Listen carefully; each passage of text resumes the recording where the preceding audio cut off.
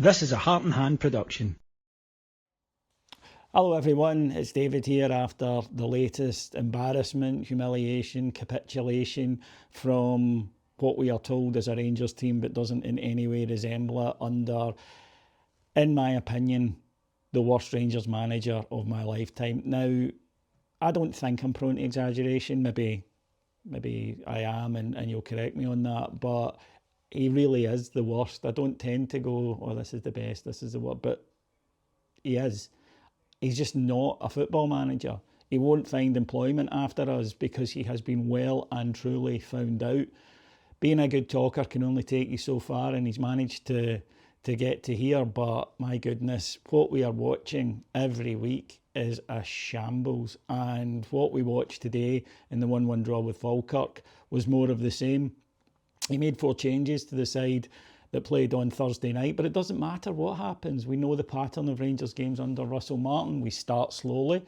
We hopefully survive the opening storm. Jack Butland will need to make a few saves. All of that happened. Then we get into it, nicked a goal. A nice bit of play. Derek Cornelius with a lovely cross ball for Bojan Mijalski to tap home at the back post. Then at half time, we completely stop again, come out, do nothing, let the other team back into it and concede an equaliser. It was the exact same game as we witnessed at Livingston, except this time we couldn't conjure up a last minute winner. In fact, we didn't have a shot after conceding in the 78th minute. We didn't have a shot. This Rangers team cannot keep a clean sheet, and it finds creating chances painfully difficult. It just can't do it. He is a failure. He is a complete and total failure of a football manager. The fact that he has been allowed to get this far is a stain on the people making the decisions. But if he's allowed to continue any longer, then they will be in a stadium with him, the players, and nobody else, because Rangers fans are past breaking point. We're past watching that. We're past watching being embarrassed by people wearing our badge on their above their heart, which should mean something. It doesn't look like it does. And I don't mean to excuse the players today. They were a disgrace, an absolute shambles, half-arsed, reluctant to go for second balls, not committed, outrun, outworked, outfought by a hungrier Falkirk side. They always are. This is the thing. You can't sack all the players, unfortunately, but you can sack the manager. And the longer it goes, the worse it gets.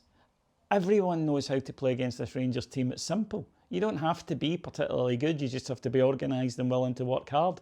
And then when we do come up against a side with any quality whatsoever, such as Genk or Sturm Graz, then we get beat. We might, get draws domestically, but that's about it. He has 5 wins in 17 games. 5 wins in 17 games. I think if I bought a golf bag out of Greaves and put it in charge of training at Rangers, it would get 5 wins out of 17. That's how bad this is. This is a farce. It cannot be allowed to continue. The board have got to do their job. Kevin Thelwell has got to do his job, which so far it appears he's been doing very badly. Patrick Stewart, similar, have got to do their jobs. The fans' ire is quite rightly on them, and no wonder. This is a complete mess of a season. Rangers are so poor in every single aspect of play at the moment, and the fans are utterly sick of it. Sack him tonight, and then appoint a competent manager. Except you've made a total balls of this. You have not understood Scottish football, and that's what we are watching. Because if this continues, then the fans are rightly going to turn their back, because it's too painful to watch these chancers out there trying to represent that badge that means so much to all of us. Martin out.